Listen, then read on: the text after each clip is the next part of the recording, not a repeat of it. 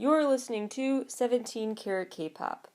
For more information about the variety of topics covered on the show, as well as my other podcast, How to Stan, visit 17caratkpop.weebly.com.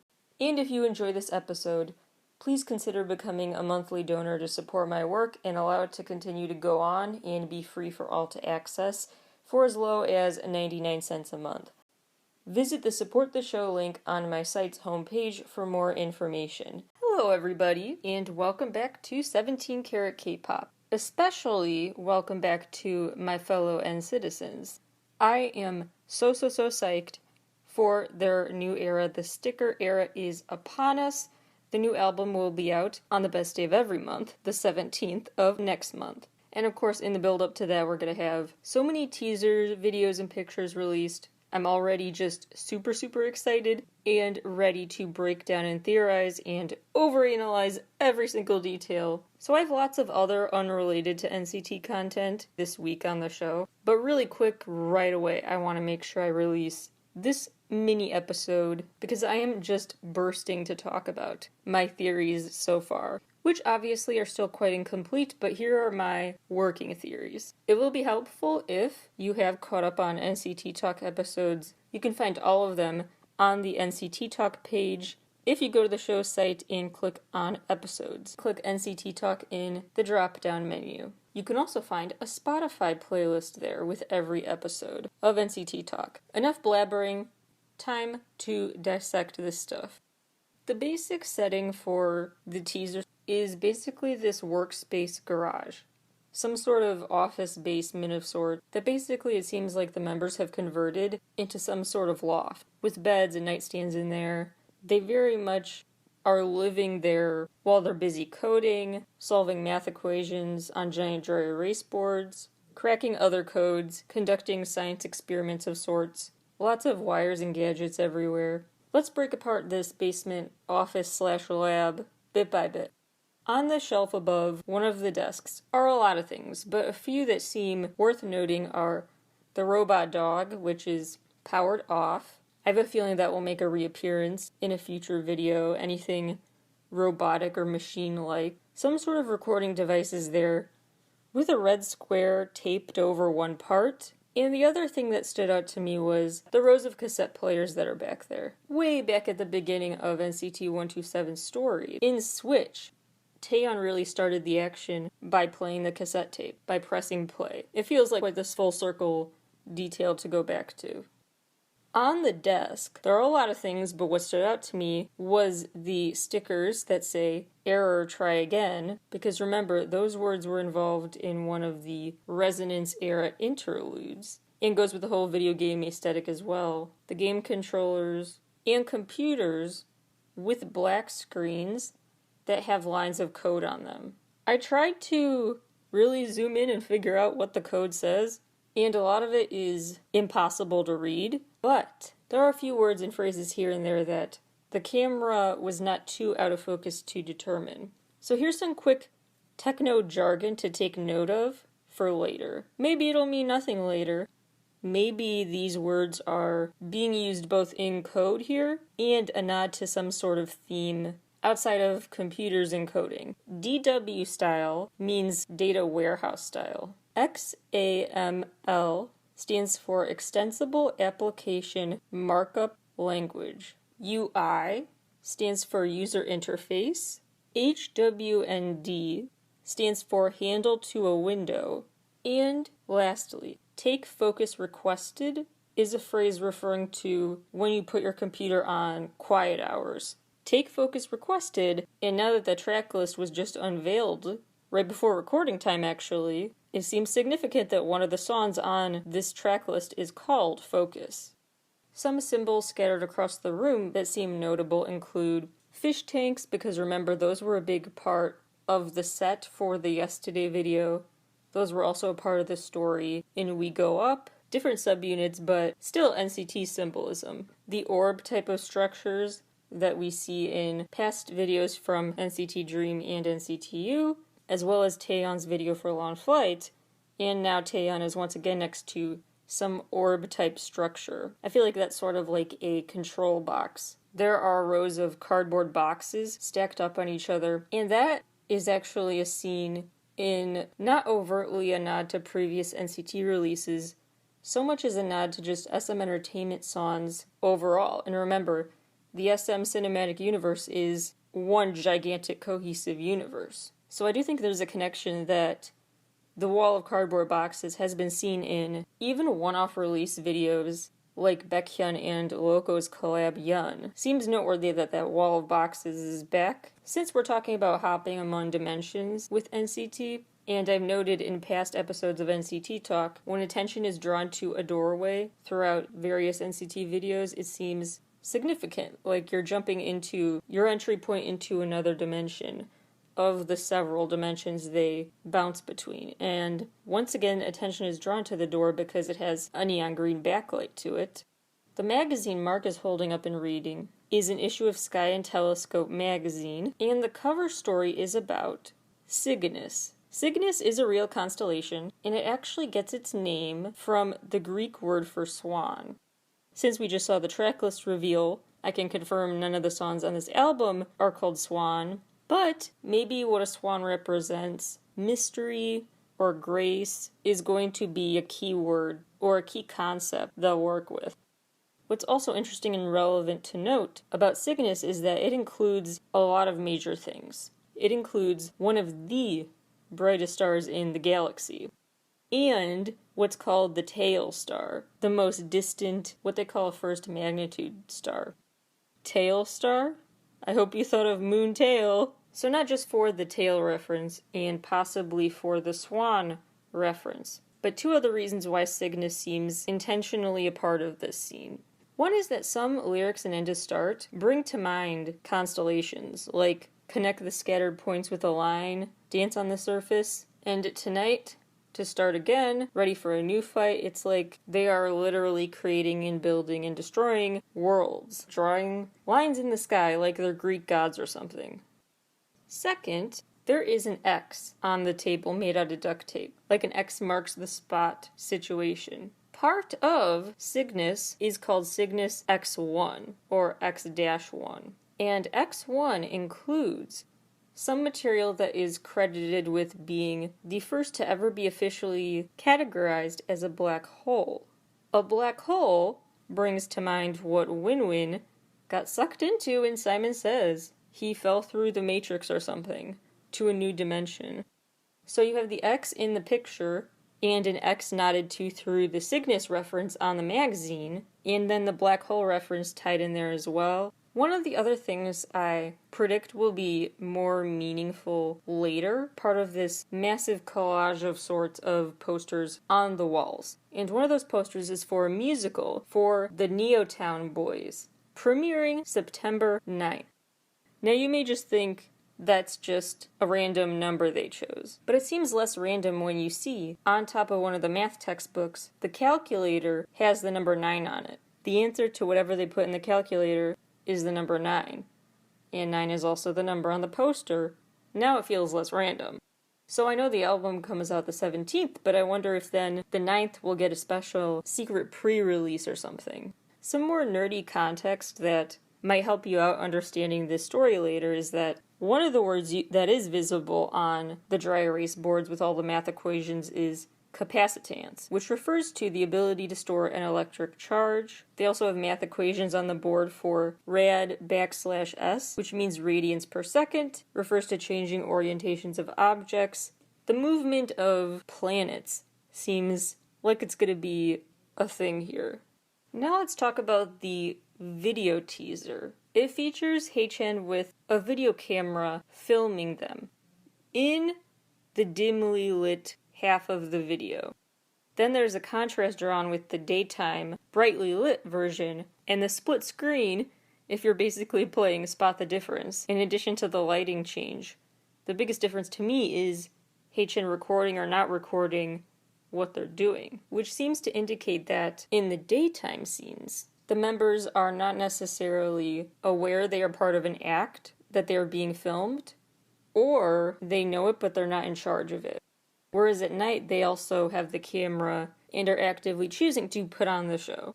If any of this sounds just bizarre, Again, my previous NCT Talk episodes talk about this a lot.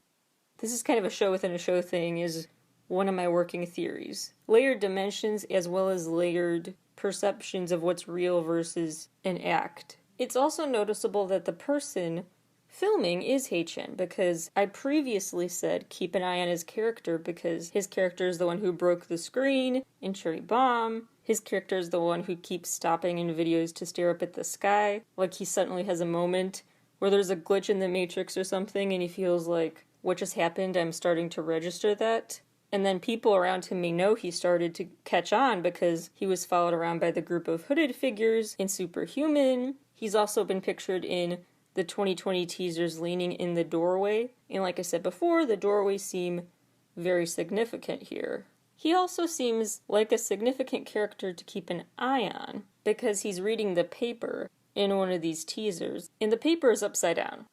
Previously, the only time any action in NCT content was flipped upside down in a very noticeable way was in Wavy's videos. So maybe changing subunits and now seeing something flipped upside down means there was this big glitch moment. Also keep in mind that the newspaper has been a significant object in the scene before.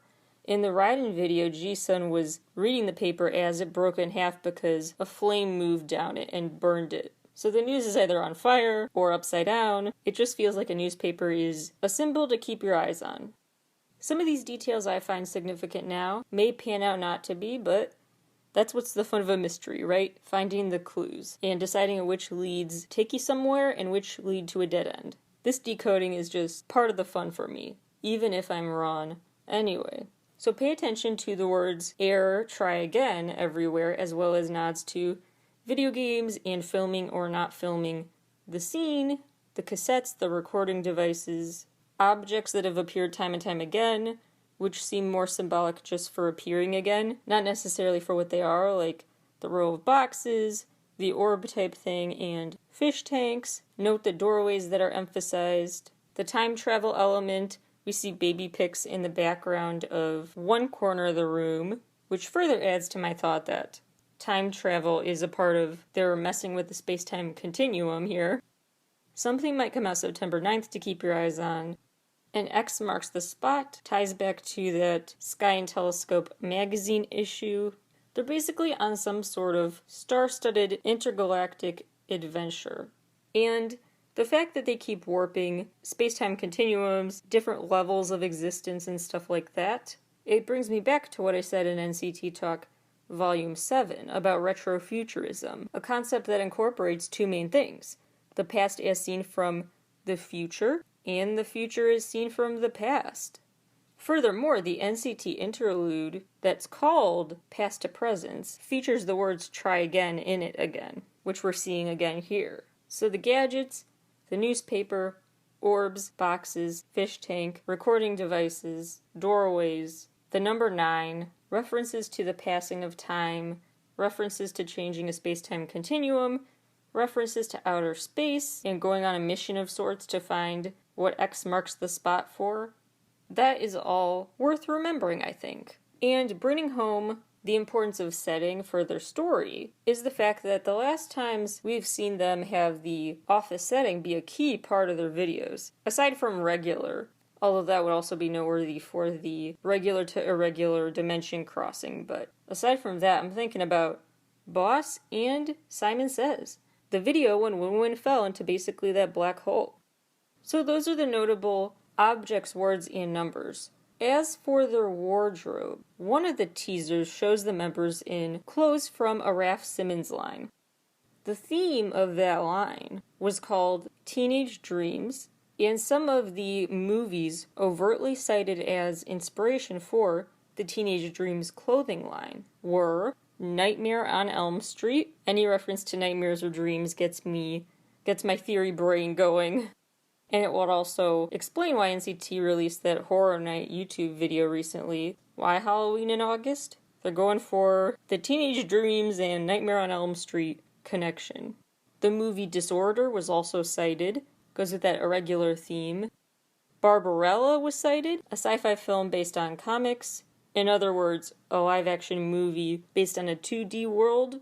about an astronaut trying to stop the evil scientist from destroying the world, and Annihilation, a sci-fi horror film about people who enter the Shimmer. The Shimmer is basically a place where aliens are causing the mutations of living things around them. The code name for the government facility in the movie? Area X. There's that X again.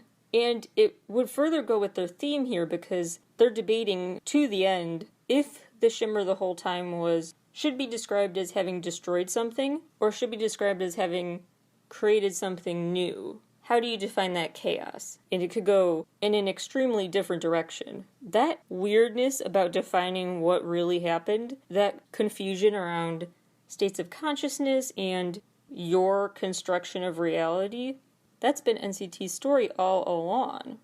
There's Alien. Not only is this significant because Alien ties into their intergalactic world-building / world-destroying, world-constructing theme here, but also remember, Alien posters were on the wall in the Dream launch video. So all of these images and states of being like upside down that used to be relegated to the wavy world are suddenly popping up in the 127 world too. So I feel like they're on the cusp of a major password hacking or other big code breaking moment in the storyline that has basically torn apart the previously drawn lines between dimensions. So make sure with this release you pay attention not just to details like what's in the background of the photos and videos, but also big picture themes that are repeating and their outfits. They just really do not let any detail go ignored, at least to theory-obsessed people like myself.